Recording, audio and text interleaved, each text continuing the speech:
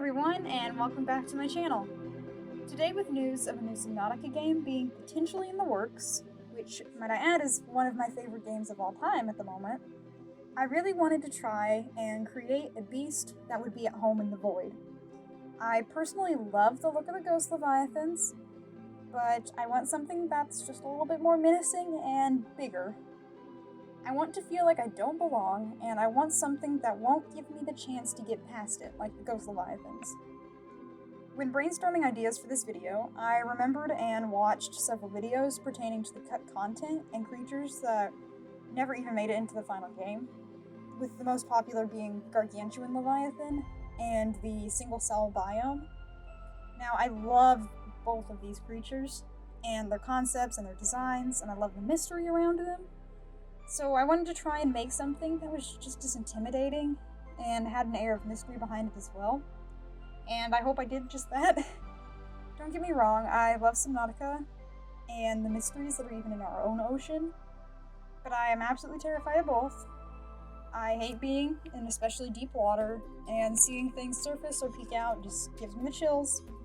So working on this absolutely messed me up as I was looking at reference pictures. I looked at a lot of eels, I looked up some pictures of ghost leviathans, and especially the sarcastic fringe head, which is one of the most wild fish I've ever seen. I had no clue what they were until I looked up, weird deep-sea creatures. And it has this amazing silhouette on its head when it, expands its mouth. And I wanted to translate that into something that was a little bit on a larger scale, and that would be a more powerful display.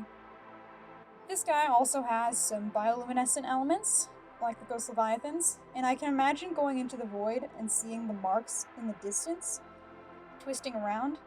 I think it would be a really cool concept to, when you get out a certain distance, the ghost leviathans turn back. If there's nothing ahead of you, you don't hear anything, but then you start seeing these little lights in the distance moving around. I know for a fact that would absolutely scare the crap out of me, and I think that would be a really cool concept to see in game.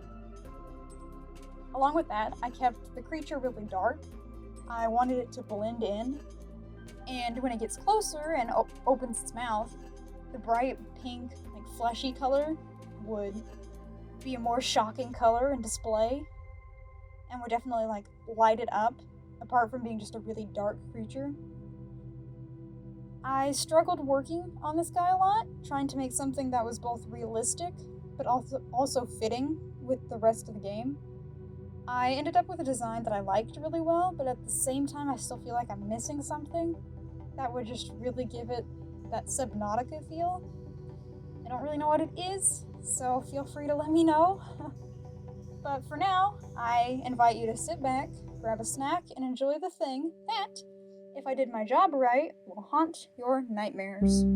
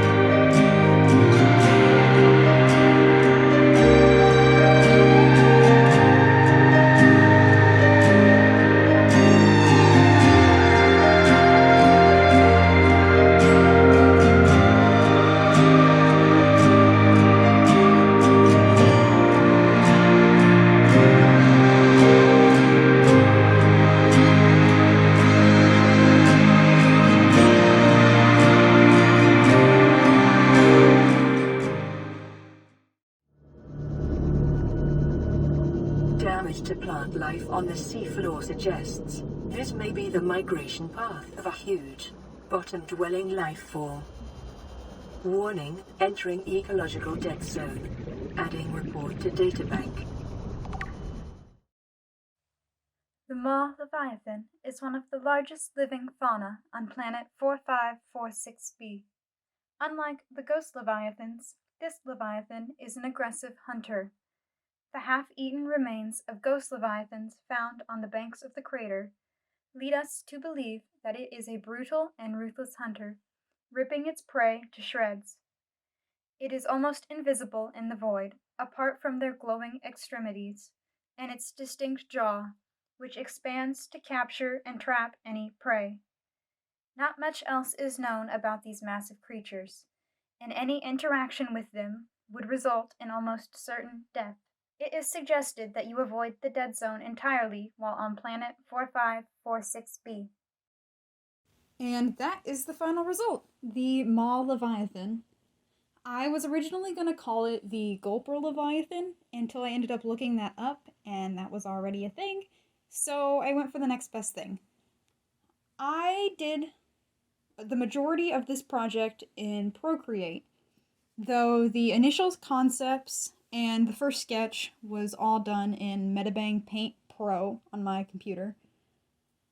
If you are really interested, I plan to put this design and a couple other ones up on my Redbubble later today. I hope you all are doing well, have a good rest of your day, and I hope to see you all in the next video. Bye-bye!